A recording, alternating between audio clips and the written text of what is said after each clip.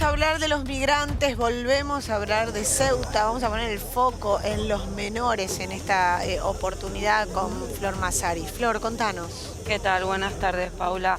Bueno, sí, estamos viendo concretamente, ahora estamos viendo uno de los saltos, Sí. Un intento de nuevo cruce en Melilla de migrantes subsaharianos que se sucedió el día sábado exactamente y que bueno, fue detenido y reprimido por la policía marroquí. En este caso vamos un poco a tratar de analizar lo que está sucediendo en la misma ciudad de Ceuta, Sí, tras 15 días de ese famoso cruce masivo en el cual aún de alguna forma los migrantes se encuentran tratando de encontrar o tratando de buscar algunas de sus soluciones. Estuvimos justamente pasando el Día del Niño aquí en la Argentina y un poco vamos a tratar de encontrar una serie de circunstancias que se están sucediendo en Ceuta vinculada directamente a los niños, niñas y menores no acompañados que se encuentran en la ciudad. La ciudad lamentablemente no ha podido ejecutar, así como tampoco el gobierno nacional de España, una política concreta en relación a la asistencia de las menores y los menores que se encuentran allí, menores que hace más de 15 días están sin sus familiares y que lo único que están tratando de encontrar es una posibilidad de ser identificados y de ser escuchados por las autoridades como posibles peticionantes de asilo. Vamos a escuchar un poco lo que nos decía alguna de las vecinas y vecinos de la ciudad de Ceuta este sábado pasado. A ver. Niñas de mi edad teniendo que irse con hombres para poder traerse un trozo de pan o que los hombres les digan para no, pagar el alquiler en mi casa te tienes que ir conmigo, niñas de mi edad. Es que somos niñas aún. Ella, el marido algerino también, le quiere quemar. Ella escapa de Algeria a Marruecos. Ella tiene maltrato y todo, y violencia de género, todos los papeles. Pero ahora mismo no sabe dónde va a ir. Marruecos quiere volver para Marruecos, no la recibe porque es algerina. Y aquí no tiene dónde ir. Él tiene cáncer en el pecho. Mira su pecho como lo tiene. Y no pueden ser los mismos vecinos, Flor, los que brinden ayuda, porque además el vecino no está capacitado para brindar una ayuda, ni tampoco está en un lugar gubernamental como para brindar una ayuda. En 15 días, ¿cómo es posible que no haya una organización, ¿no? Estás hablando de España, tienen ese territorio es español. ¿Cómo puede ser que no haya una organización para evitar el tráfico, obviamente, la trata de personas, el tráfico, la explotación sexual, el abuso de menores? Totalmente. No entiendo cómo en este periodo no se logra hacer algo. Sí, estábamos viendo justamente uno de los barrios de la periferia de Ceuta, porque lo que ha pasado es que la policía reprime a los menores en las calles del centro, entonces se empiezan a ir hacia las periferias y son las propias organizaciones de la sociedad civil y los propios vecinos los que empiezan a autoorganizarse solicitando un poco la presencia estatal de una manera más concreta. Y en relación a lo que nos estabas diciendo, Paula, es importante hacer una reflexión sobre de qué estamos hablando cuando estamos hablando de menores no acompañados. ¿Qué derechos tienen cuando no están en su país, pero están solos en otro país? Totalmente. Pasemos un poco a tratar de entender de qué número estamos hablando, porque por momentos se habla de cosas dantescas y realmente hay que tratar de entender esto. El cruce fronterizo hacia Ceuta implicó, como decíamos siempre, 70.000 personas, de las cuales 6.765 son las que están identificadas. Se cree que restan 2.000 por identificar y que de esas 6.765, solo 1.898 son niñas o niños y adolescentes, y se cree que hay 300 niños aún que restan por identificar. Ahora bien, ¿Por qué un niño cuando llega a Ceuta o cuando llega a la Unión Europea necesita ser escuchado? Los niños y niñas, por derecho internacional, justamente tienen el derecho a ser protegidos independientemente de su nacionalidad, de su situación migratoria y de la forma de haber ingresado a España, ¿sí? Para esto, justamente, lo que las organizaciones están reclamando es que se evalúe su situación de vulnerabilidad, se los inscriba en un registro, se identifique el país de procedencia, se entienda cuál es la situación de vulnerabilidad en su país y principalmente que sean escuchados para justamente manifestar cuál es su interés. ¿Por qué? Porque sí es verdad que se prioriza la reunificación familiar. Estamos hablando de que una vez que se puede identificar al niño o a la niña y se sabe cuál es su país de procedencia, se envía a los países con los que hay acuerdo, por ejemplo en este caso Marruecos, una solicitación de informe para ver cuál es su situación familiar, porque siempre lo que se pondera es la reunificación. Que vuelva con la familia, claro. Exactamente. Ahora, ¿qué sucede con esa reunificación familiar? Estamos hablando de niños y niñas que en su país de origen tienen sus derechos vulnerados, entonces ellos tienen el derecho a manifestar su interés y si ellos dicen que no quieren regresar a ese país, entonces tiene que haber una situación de acogida. Claro. Ahora, ¿de qué estamos hablando cuando hablamos de niñez migrante y en este caso cuando se dice que hay una invasión de niños en las calles de Ceuta? Estamos hablando que solamente son 1.898 los niños, ¿sí? Tratemos de analizar estos 1.898 niños que se encuentran en Ceuta con el presupuesto que tiene, en este caso, la Unión Europea destinada al gobierno de Marruecos. 346 millones de euros del periodo 2014 al 2020, 500 millones de euros del periodo 2021 al 2027 y de una serie de apoyos específicos, diríamos, de cooperación policial internacional. De los 440 millones de personas de la Unión Europea, ¿sí?, que son sus habitantes, estamos hablando que son tan solo 1.898 niños que están peticionando el derecho a ser escuchados y el derecho a valorar su situación migratoria. Vamos a comunicarnos con Chadi Boukari, espero estar pronunciándolo bien, si no me corregís, Flor, coordinador de Border Resistance, y le agradecemos muchísimo esta comunicación. ¿Cómo estás? Muy buenas tardes. Florencia y Paula, te saludamos desde aquí. Muy buenas tardes.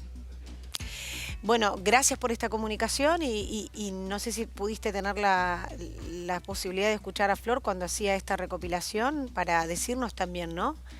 ¿Cuál es el lugar que tiene la Unión Europea en relación a la situación de estos chicos?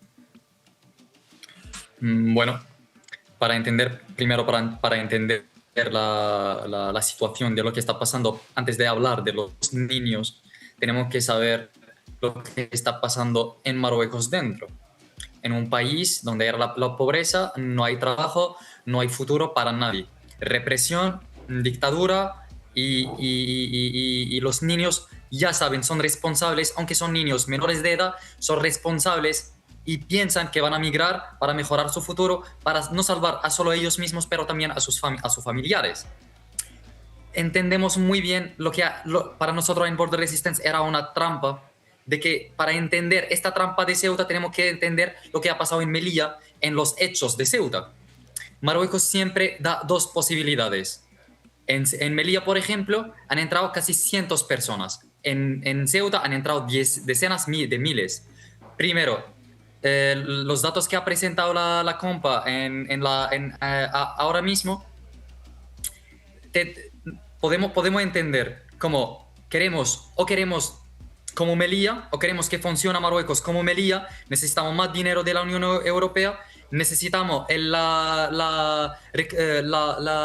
que habléis de una Sahara bajo bajo Marruecos, Sahara marroquí.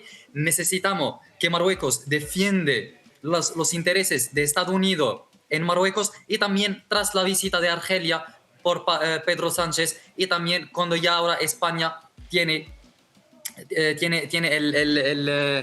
cuando ahora España compra el gas de Argelia, pues esto molesta muchísimo a Estados Unidos.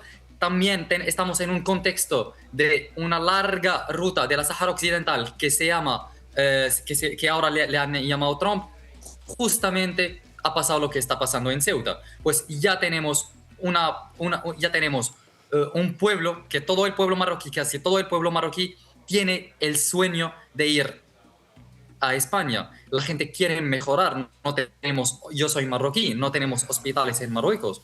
Estoy hablando aquí desde un hospital de España. Claro. No hay hospitales en Marruecos, no hay universidad pública. Pues lo que empuja a la gente, pues Marruecos, para pedir más dinero, para hacer presión y defender más los intereses de Estados Unidos, han levantado la mano de Ceuta, pero la han dejado en Melilla. Así como queréis, o funcionamos como Melilla o funcionamos como Ceuta.